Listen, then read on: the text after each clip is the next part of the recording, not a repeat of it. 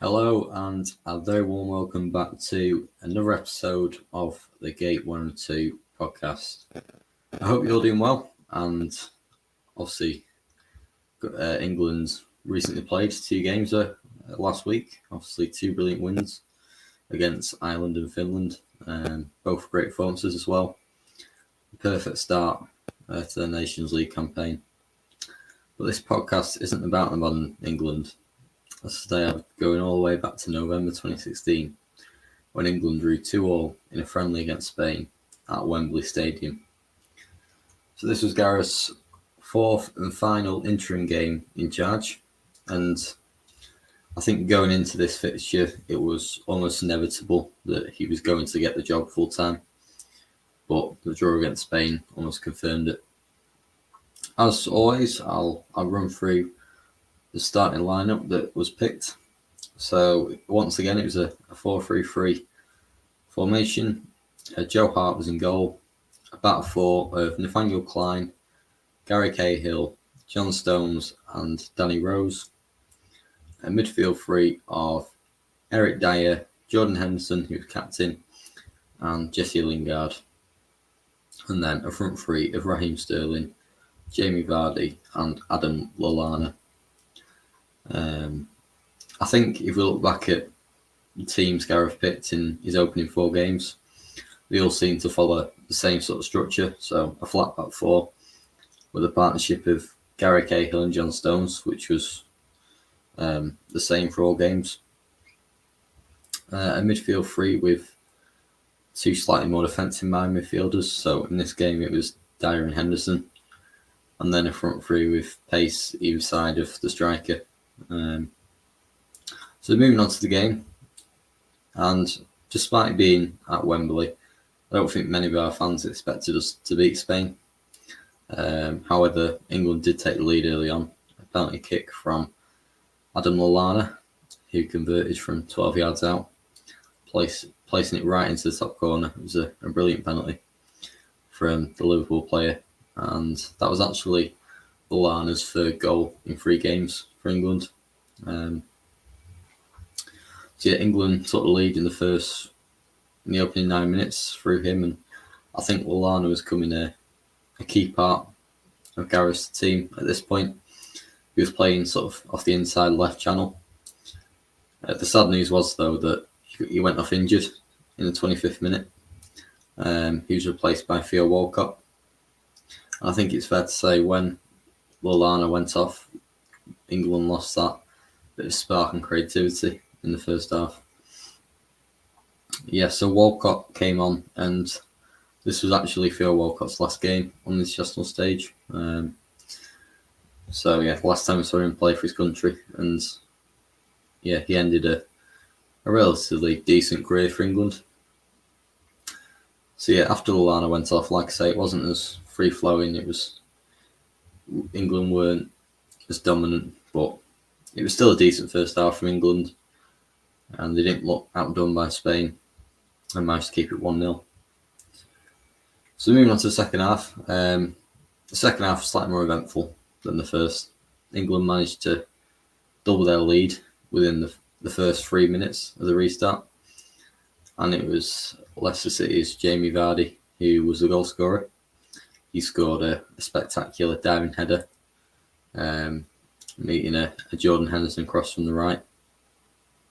This was Vardy's first goal for England under Gareth Southgate, and yeah, a great header. And I think one thing most people remember about this Vardy goal was the celebration he did afterwards. It was I'll describe it, it was a rather arrogant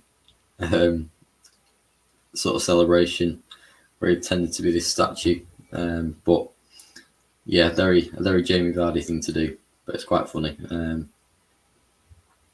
So yeah, Vardy made it 2-0. And I personally thought he was our best player on the night. Also mentioned Lallana, who went off injured, but yeah, outside of that, I'd say Vardy. I think he was brilliant. Got a goal, won the penalty. Actually, forgot to mention that. So yeah, he was good. And England sort of dominated the game really from there, and And Gareth would have been really pleased with how his team played against a really strong Spanish side. Like I said before, not many would have expected England to do so well against Spain. However, in the 90th minute, it all went completely wrong. So they were 2-0 up, and in the 90th minute, Lego Aspas, I think I've said that right, probably haven't, pulled one back for the away side to make it 2-1. And so Spain had pulled one back, and this was the first goal England have conceded in 5 games. I think we just hoped that it would be a consolation goal and would win 2-1, not 2-0. But sadly, it wasn't the case. In the final minute of the stoppage time, Spain equalised to draw it back to 2-2. It was a brilliant comeback, to be fair, and a disappointing end for England of what was a performance-wise a really positive and encouraging performance. Although we all wanted to win, England should have won. They drew 2-2, but like I say, it's only friendly, so in a friendly, what you want is a decent performance more than the result, really, and they got that. I think if there was any ever doubt about Southgate getting the job going into the game,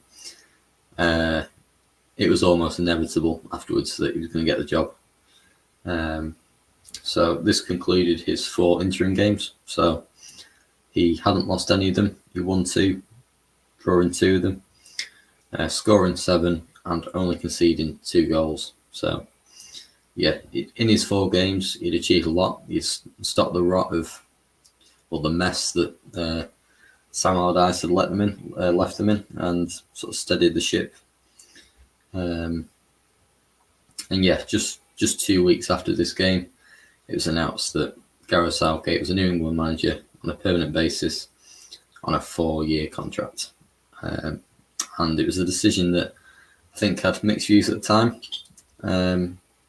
As we know, it turned out to be the right choice and brilliant appointment from the FA. So that concludes this episode. I hope you enjoyed it.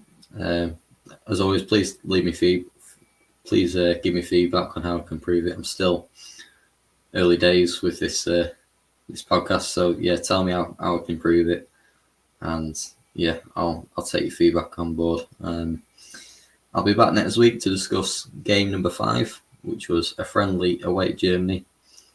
If you can call it friendly, that is, because England with Germany friendlies, are they really such a thing? I'll be back next week. So thanks so much for listening, and I'll see you all again soon.